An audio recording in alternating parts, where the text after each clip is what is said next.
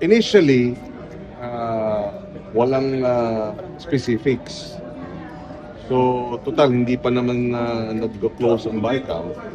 So, we will raise this in the BICAM and we want um, coordinates, we want geotagging, we want itemized, diba? Line by line item of each contract or each project. Kasi hindi pa pwede yung lump sum. Hindi kami papayag sa lump sum. Sir, biglang nag-appear na lang yung 8. Wala siya before sa Senate version. Wala sa Senate version. Tapos, di ba ang Senate version 16 billion. Diba?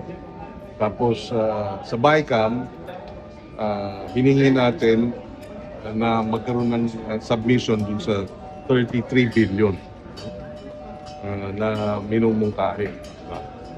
So, sinabit, pinoprocess namin. Tapos habang pinoprocess namin, merong kaming na-identify na kulang na actually 8 billion. 8? So hindi Yeah. lang 5?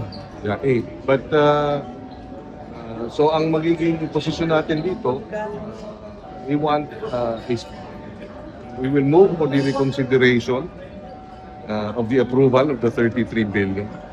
Ask for a itemized geotag coordinates of the farm-to-market roads under that amount, specific projects, before we agree to approve it. So, yun ang remedyo.